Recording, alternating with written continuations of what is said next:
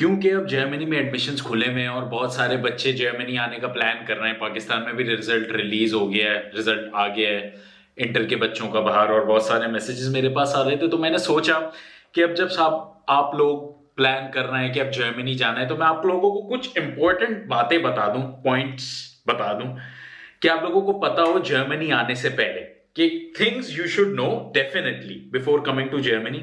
मुझे ये चीजें नहीं पता थी, उसकी वजह से मुझे थोड़ी मुश्किलात पेश आई और सामना में मुश्किलात तो नहीं, मगर आप लोगों को पहले से ही थोड़ा कुछ पता होना चाहिए।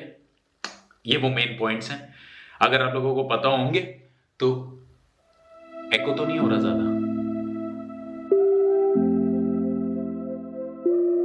भाई। सबसे पहला पॉइंट और सबसे इंपॉर्टेंट पॉइंट ये है कि जर्मनी जो है उसमें अंग्रेजी इतनी ज्यादा इस्तेमाल नहीं होती है छोटे शहरों में। बड़े शहरों में फिर भी लोग बोल लेते हैं अंग्रेजी, इंग्लिश का इस्तेमाल होता है, मगर यहाँ लोग ऐसे होते हैं कि वो प्रेफर करते हैं और खुश होते हैं जर्मन्स जो होते हैं, क्योंकि यहाँ ज्यादातर जर्मन्स रहते हैं और आउटलैंडर्स कम होते हैं छोटे शहरों में। मेरा छोटे शहर से एक ताल्लुक था, शुरू में मैं छोटे शहर में पढ़ता था और रहता था लाइप्जिग में, तो वहां जर्मन बहुत ज्यादा प्रायोरिटाइज करी जाती थी। यहां तक कि पहली दफा जब मैं कुछ खरीदने गया था दुकान में, आज तक मुझे याद है, वहां आंटी बैठी हुई थी और मैंने आंटी से इंग्लिश में बात करने की कोशिश करी और आंटी ने बोला दस इज निश्ट इंग्लैंड, दस इज डॉइचलैंड, कि ये इंग्लैंड नहीं है, या इंग्लिश नहीं बोलो, ये जर्मनी है।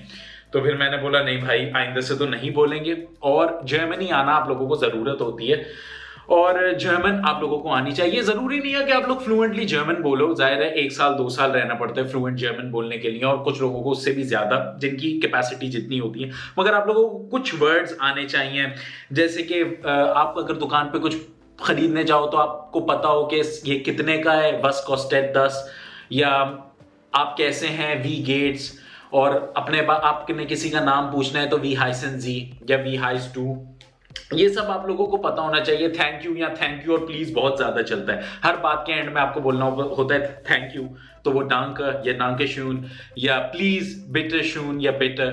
तो ये सारे आपको इंपॉर्टेंट लफ्ज आने चाहिए जर्मनी आने से पहले। नंबर 2 जो पॉइंट है वो ये है कि आप लोगों को जो भी वीकडेज में अपनी शॉपिंग करनी होती है वो आप वीकडेज में कर लो, क्योंकि संडे को आप, जैसे पाकिस्तान में या इंडिया में होता है कि संडे को आप लोग बाहर निकलते हैं फंडे मनाने, शॉपिंग करने, ये सब वो सब, यहाँ ऐसा जर्मनी में कुछ नहीं होता। संडे को सब कुछ बंद होता है। वैसे बड़े शॉपिंग मॉल्स अब खुलना शुरू हो गए हैं, बड़े शॉपिंग मॉल्स खुले हुए होते हैं कभी कभी, मगर यूजुअली जो ग्रोसरी शॉपिंग्स और बाकी सब सारी दुकानें बंद होती हैं संडे को। अगर संडे को, बहुत दफा मेरे साथ ऐसा हुआ है कि संडे की मैं ग्रोसरी शॉपिंग करना भूल गया था और फिर संडे को मुझे बाहर खाना पड़ता था, क्योंकि घर पे कुछ खाने के लिए नहीं होता था और रेस्टोरेंट्स थोड़े बहुत खुले हुए होते थे, मगर आप सामान खरीद के स्टोर से घर पे लाके नहीं बना सकते, क्योंकि वो सारे संडे को बंद होते हैं, सैटरडे को भी थोड़े टाइम के लिए खुलते हैं।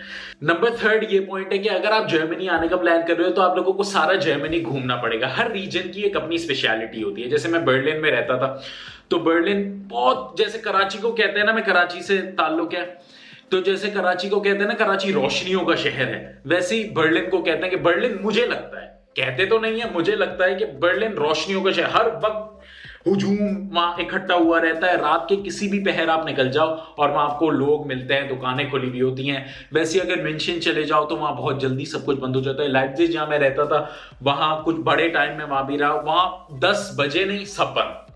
तो आपको हर रीजन एक्सप्लोर करना चाहिए और हर रीजन की एक अपनी स्पेशलिटी होती है।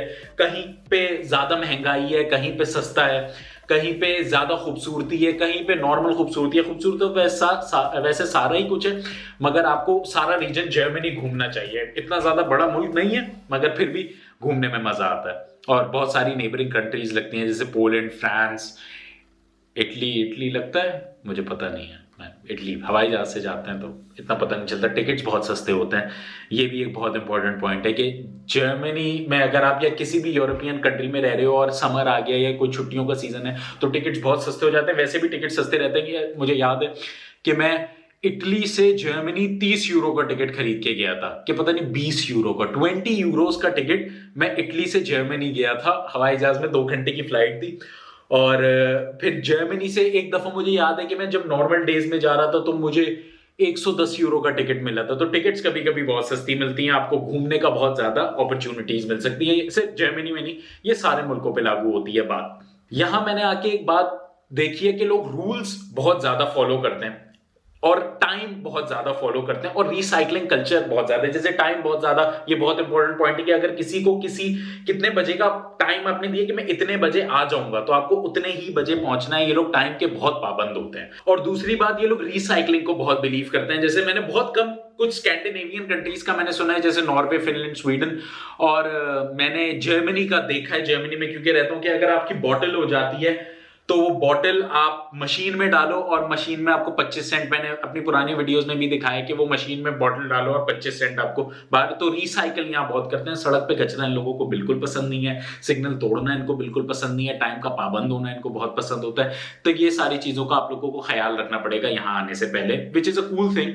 पाकिस्तान में मैं रहता था तो मेरे वाले साहब ने आज तक कोई सिग्नल, वैसे मैंने थोड़ा सा कर देता था कभी कभी, जवानी का खून, मगर मेरे वाले साहब ने, मुझे याद है, आज तक कोई सिग्नल वगैरह नहीं तोड़ा था। और ऐसा ही होना चाहिए कि आप लोगों को रूल्स फॉलो करने चाहिए। अगर आपके मुल्क में इतने ज्यादा नहीं हो रहे हैं फिर भी आप लोगों को करने चाहिए।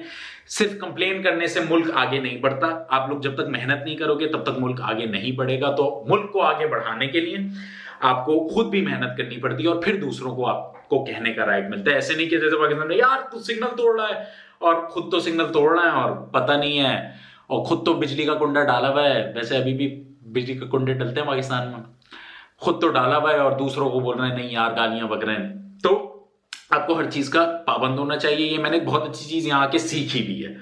एक पॉइंट ये है कि जर्मनी का ट्रांसपोर्ट सिस्टम बहुत अच्छा है। जर्मनी का सबसे ज्यादा मॉडर्न और अच्छा ट्रांसपोर्ट सिस्टम है। आप एक शहर से दूसरे शहर, यहाँ तक कि एक मुल्क से दूसरे मुल्क भी जा सकते हो, और टिकट्स हर जगह ये मिल जाती हैं, बिलेटीज होती हैं, टिकट काउंटर्स होते हैं, आप वहां से खरीद सकते हो। और आपको किसी चीज की भी, साइकिल की भी जरूरत नहीं, आप मंथली पास बनवा लो या आप एक टाइम का टिकट खरीद लो और आप अपनी एक जगह से दूसरी जगह ट्रेन में जा सकते हो, ट्रैम्स में जा सकते हो, बसेस में जा सकते हो। यहाँ तीनों ऑप्शंस होते हैं, मेट्रोज होती हैं। तो बहुत अच्छा एक सिस्टम है यहाँ इन लोगों ने बनाया हुआ है कि जर्मनी का ट्रांसपोर्ट सिस्टम बहुत अच्छा है। आपको गाड़ी की जरूरत नहीं पड़ती। शुरू के 1-1.5 साल मेरे पास गाड़ी नहीं थी और मुझे कभी गाड़ी की जरूरत भी नहीं पड़ी। बस गाड़ी आप तब खरीदते हो जब हाँ आपको रोज रोज एक जगह पे, या आपको एक टाइम लिमिट होती है, आपके पास पैसे आ जाते हैं कि और आपको गाड़ी का शौक होता है। वरना यहाँ बहुत सारे लोग पब्लिक ट्रांसपोर्ट में ट्रैवल करते हैं और वही यहाँ की बेस्ट मीन्स ऑफ ट्रांसपोर्ट होती है, जो मुझे लगता है। तो भैया फाइनल पॉइंट ये है, जो मेरा फेवरेट पॉइंट है जर्मनी के बारे में, वो ये है कि मुझे जर्मनी के आउटोबान्स बड़े पसंद है, हाईवेज। जर्मनी के हाईवेज पे एक स्पेशल साइन आता है, वो साइन मैं बना दूंगा, और इस साइन का मतलब होता है कि अब रोड लिमिट खत्म हो गई है। जर्मन एक वाहिद, दुनिया के जो सारे वर्ल्ड स्पीड रिकॉर्ड्स हैं ना, जो बुगाटी बनाती है, जो लोग कार एंथुसियास्ट हैं उन्हें पता होगा, जो बुगाटी बनाती है, जो फास्टेस्ट व्हीकल्स हैं, जो रिकॉर्ड्स बनाते हैं, वो जर्मनी में बनते हैं। क्योंकि जर्मनी में कुछ ऐसे रोड्स होते हैं जिन पे ये साइन बना होता है। हाईवेज में बहुत सारे ऐसे रोड्स हैं, लाइप्जिग से बर्लिन जाते हुए, बर्लिन से किसी और शहर जाते हुए, हर जगह ऐसा होता है कि इस साइन का मतलब होता है कि अब स्पीड लिमिट खत्म, अब आप गाड़ी मंड दो, जितनी स्पीड से आप जा सकते हो ना, आप उतनी स्पीड से ज्यादा, आप पे कोई फाइन नहीं होगा, कोई चालान नहीं होगा, कोई कुछ नहीं। ये मेरा फेवरेट पॉइंट है। मतलब जब मैं जर्मनी नया नया आया था और मैंने सबसे पहली गाड़ी खरीदी थी, तो मुझे इस पॉइंट के बारे में पता चलता कि यार कोई स्पीड लिमिट नहीं है, क्या बात है, अब बंदा गाड़ी उड़ाता है। तो ये मेरा फेवरेट पॉइंट है जो मेरा जर्मनी के बारे में है। अच्छा जी, तो ये थी बेस्ट पॉइंट जो मुझे जर्मनी के बारे में पसंद है, और these were the things that you should know before coming to Germany.